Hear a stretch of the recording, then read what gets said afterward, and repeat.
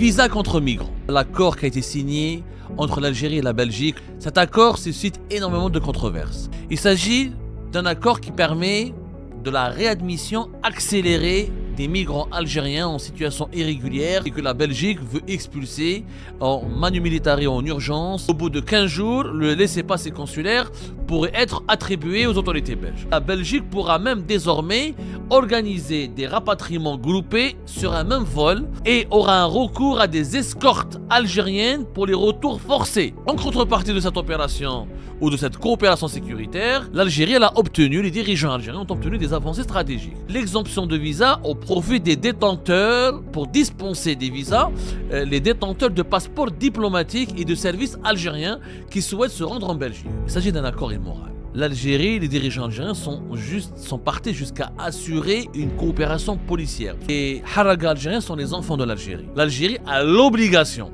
de les récupérer. On négocie pas le retour de ses propres enfants. On ne peut pas marchander avec l'honneur et l'image de l'Algérie à l'étranger. Or, c'est ce que exactement les dirigeants algériens, ils ont fait. Visa contre migrants. Voilà l'intitulé qu'on pourrait attribuer à l'accord qui a été signé entre l'Algérie et la Belgique le 1er avril 2026. Cet accord suscite énormément de controverses, énormément de polémiques, voire même il scandalise de nombreuses voix discordantes qui accusent les autorités algériennes et les dirigeants algériens d'instrumentaliser le drame des haragas et des migrants algériens en Europe pour obtenir de la part des États européens des avantages précieux et importants comme la liberté de circuler sur leur territoire au profit de leur famille et de l'ensemble des membres de la nomenclature algérienne. Effectivement, le 1er avril 2026, la Belgique et l'Algérie ont signé 2 accords qui lient directement la question des visas à celle des expulsions des migrants algériens en situation irrégulière. Il s'agit d'un accord qui permet de la réadmission accélérée des migrants algériens en situation irrégulière ou des migrants algériens qui sont considérés qui présentent un profil dangereux pour les autorités belges et que la Belgique veut expulser en manu militari en urgence, mais pour cela il faut la coopération engagée et officielle et rapide des autorités algériennes. Cet accord donc permet à la Belgique d'avoir obtenu de l'Algérie l'engagement et la décision d'accélérer officiellement le retour de ces ressortissants en situation irrégulière et qui sont souvent impliqués dans des délits de délinquance ou qui sont membres de quelques gangs ou qui sont emprisonnés pour avoir commis des crimes ou pour avoir menacé l'ordre public et la sécurité nationale de la Belgique. Jusqu'ici, avant cet accord, l'identification des personnes prenait des mois. La Belgique était contrainte de patienter pendant des mois, voire même plus d'une année, pour pouvoir obtenir de la part des autorités algériennes, notamment des consulats d'Algérie en Belgique et du consulat d'Algérie à Bruxelles, l'autorisation, le fameux laissez-passer consulaire, c'est-à-dire le document qui permet aux Belges, aux autorités belges, d'embarquer un ressortissant algérien à bord d'un avion pour l'expulser vers l'Algérie et pour le repousser du territoire belge. Aujourd'hui, avec cet accord, qui a été présenté d'ailleurs par la presse européenne, notamment belge, comme un énorme acquis pour la part de la Belgique, comme une véritable avancée en matière de lutte contre l'immigration clandestine. D'ailleurs, vous voyez à l'écran, plusieurs titres de la presse belge et européenne n'ont pas hésité à l'analyser, à commenter, à rapporter, à parler des principaux axes de cet accord. Et cet accord, même certains observateurs parlent même du pacte de Bruxelles.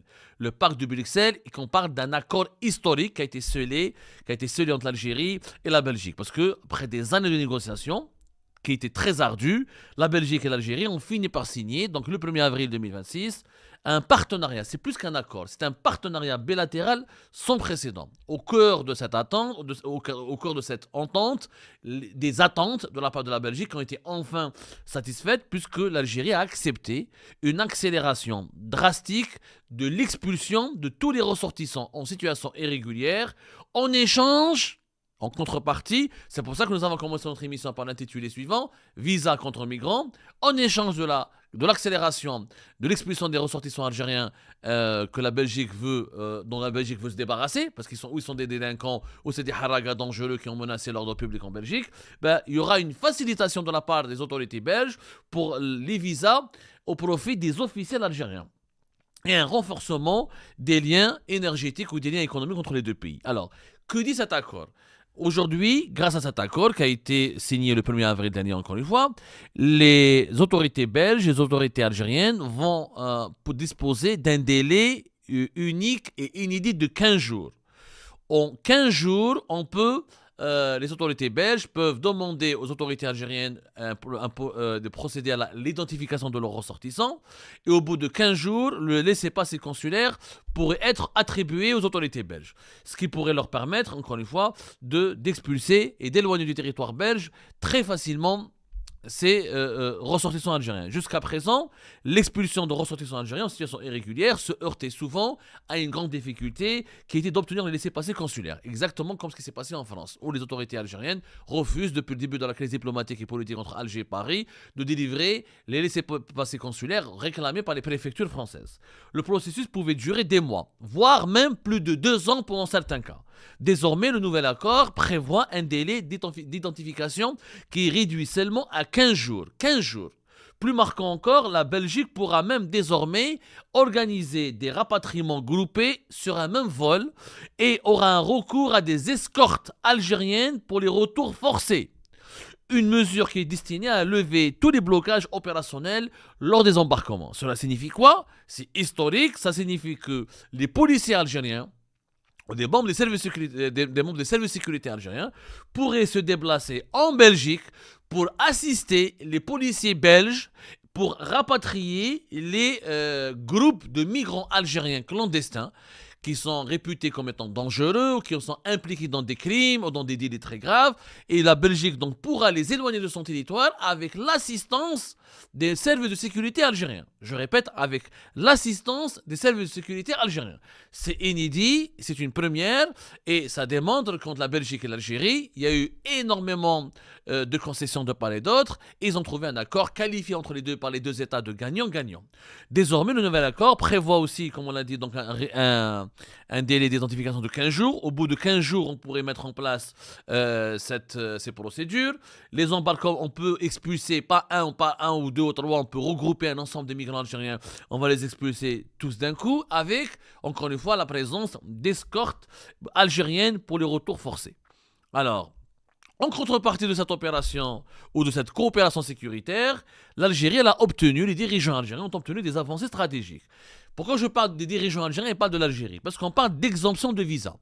Un accord a été signé entre les autorités belges et les autorités algériennes pour l'exemption de visa au profit des détenteurs, pour dispenser des visas, les détenteurs de passeports diplomatiques et de services algériens qui souhaitent se rendre en Belgique. Vous savez très bien, la Belgique est un membre de l'Union européenne, est un pays de l'espace Schengen. Jusque-là, les diplomates, les dirigeants algériens, même quand ils avaient le passeport diplomatique, ils devaient demander un visa pour aller en Belgique. Désormais, pour aller en Belgique, quand on est un dirigeant algérien, quand on a le passeport diplomatique, on n'a plus besoin de visa. Même pour les détenteurs de passeports de service. Les passeports de service, c'est les simples agents du consulat. Et le passeport diplomatique pour les dirigeants de premier plan et pour leur famille et les membres de leur famille. Et vous avez le passeport de service qui est normalement un passeport limité de longtemps. C'est pour les cadres supérieurs de l'État algérien, mais qui n'occupent pas des postes influents stratégiques. Les secrétaires généraux, les chefs de cabinet, quelques officiers supérieurs de l'armée, quelques officiers supérieurs des services secrets, quelques cadres supérieurs de certaines administrations, certaines sociétés algériennes. Ils ont des passeports de service. Donc aujourd'hui, tout ce beau monde-là, c'est des milliers de personnes, puisqu'il y a leur famille et leurs proches, pourront aller en Belgique sans visa. La Belgique est un pays de l'espace Schengen. Et depuis la Belgique, depuis Bruxelles, on peut entrer sans visa, donc on peut par la suite circuler librement dans la vingtaine d'autres pays qui composent l'espace Schengen, tous les autres pays qui composent l'espace Schengen. Donc pour le gouvernement belge, il s'agit d'une victoire de la réelle politique. Alors en Belgique, c'est la preuve que la confiance est là, a déclaré donc Maxime Prévost, au responsable belge, qui a rappelé qu'il y a 30 000 Belges d'origine algérienne. La communauté algérienne, elle n'est pas énorme en Belgique. Il y a uniquement 30 000 Algériens qui sont identifiés comme Algériens. Ce n'est pas un pays d'immigration, c'est pas un pays ciblé par l'immigration algérienne. Il y a beaucoup plus de Marocains, de Turcs, de Syriens, etc. que d'Algériens et d'Algériens. Mais ces dernières années, force est de constater qu'il y a un nombre important de sans-papiers algériens ou de haragas algériens qui débarquent, entre guillemets, en Belgique et qui veulent s'installer en Belgique parce qu'ils fuient les mesures, les politiques anti-immigration de la France, par exemple. La Belgique est un pays majoritairement, pas majoritairement, en bonne partie francophone, Bruxelles, Liège, etc., et d'une région francophone importante en Belgique, comme en Suisse. Et comme en France, la lutte contre les sans-papiers algériens, les tensions politiques entre les deux pays, il y a une forte médiatisation contre les flux migratoires algériens massifs sur le sol français. Beaucoup de sans-papiers algériens essaient de s'installer en Belgique. Les chiffres récemment parlent de 780 migrants algériens qui sont détenus dans les prisons belges et qui sont considérés et qui ont été identifiés comme algériens. Le gouvernement belge cherche à expulser en urgence 2251 personnes. 2200 qui ont reçu déjà une obligation de quitter le territoire belge. Sur les 2251 personnes algériennes que la Belgique veut expulser, uniquement 85 on peut être renvoyés, plus les 780 détenus, en plus des 700 migrants, 700 haragas qui ont été arrêtés, qui sont sans titre de séjour. La Belgique veut donc expulser tout ce monde-là. Ça fait plus de 4000 personnes à peu près, 700, presque 4000 personnes et quelques. Et pour pouvoir expulser ce nombre d'Algériens et d'Algériens qui dérange la Belgique, parce que, alors je rappelle, la Belgique c'est comme la France, dans la grande majorité des pays européens, on ne s'attaque pas aux sans-papiers quand ils ne font rien.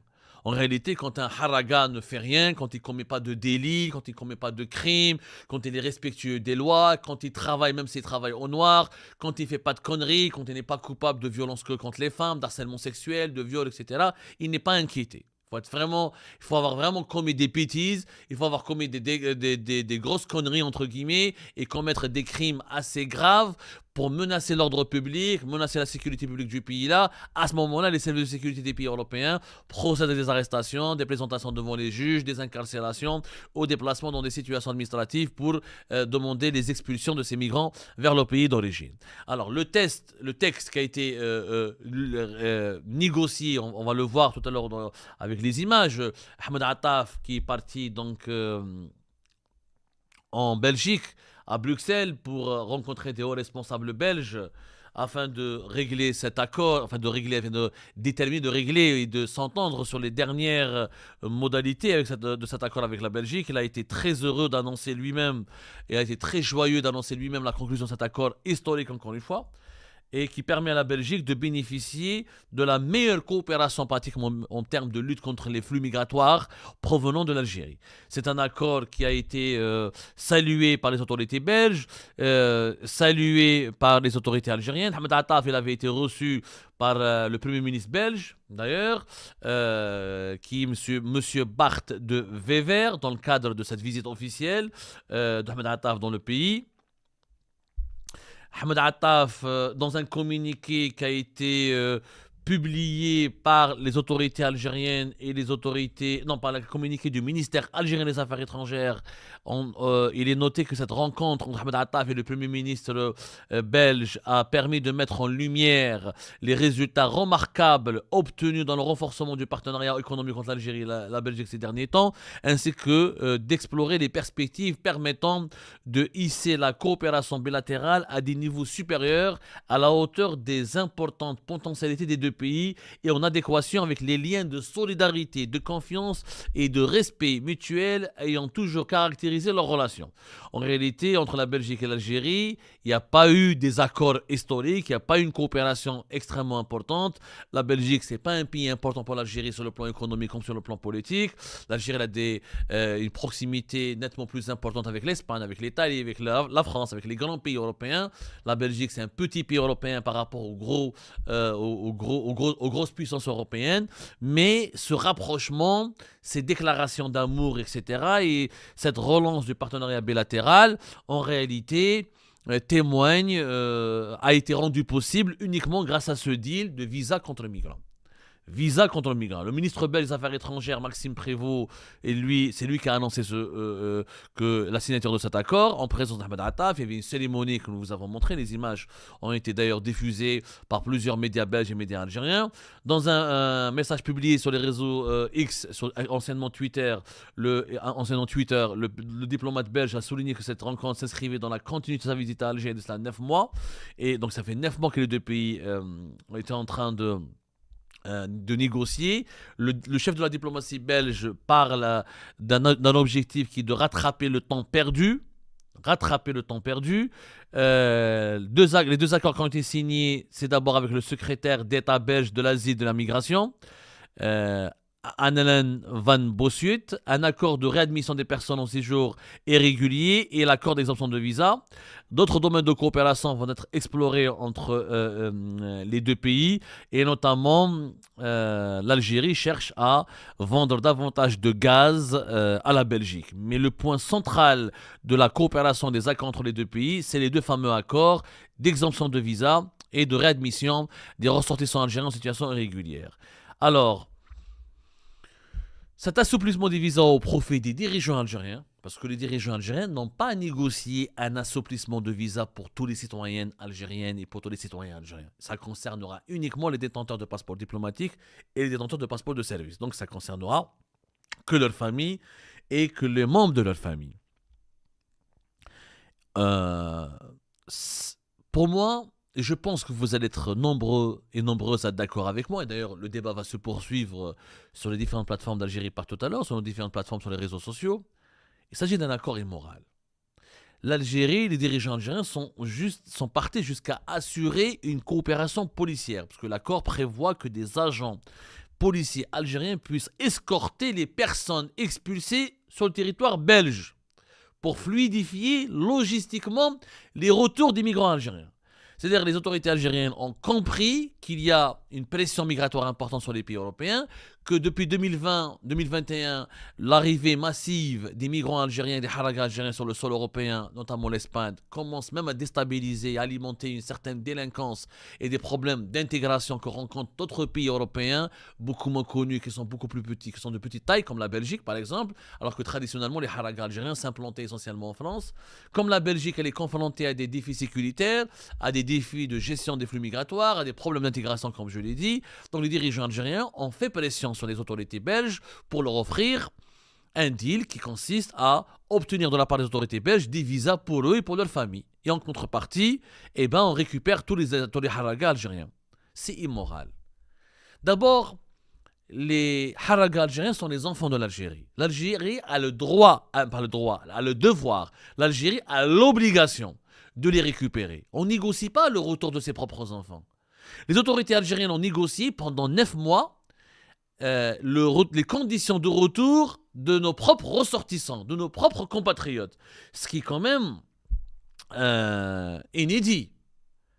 Une Algérienne et un Algérien, normalement, il ne peut pas faire l'objet d'une négociation de son pays ou des autorités de son pays avec les autorités de son pays d'accueil. C'est un Algérien, tant que sa nationalité algérienne a été démontrée, elle a été validée, elle a été confirmée, son retour devrait être immédiat. Un Algérien qui commet une connerie ou une bêtise à l'étranger, l'Algérie doit sauver son honneur et préserver son image et préserver sa crédibilité en récupérant ces délinquants et ces énergumènes qui se sont mal comportés. Puisqu'il s'agit de la réputation et de la crédibilité de l'Algérie et de l'image de l'Algérie à l'étranger. On ne peut pas marchander avec l'honneur et l'image de l'Algérie à l'étranger. Or, c'est ce que exactement les dirigeants algériens, ils ont fait.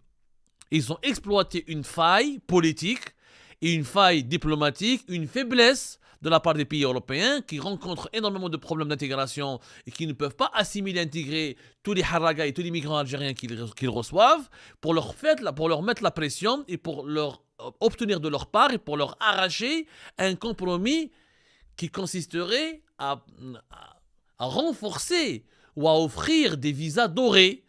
C'est-à-dire la fameuse liberté de circulation des dirigeants algériens et de leur famille. Surtout qu'on sait qu'en Algérie, le passeport diplomatique, il est donné à tout le monde.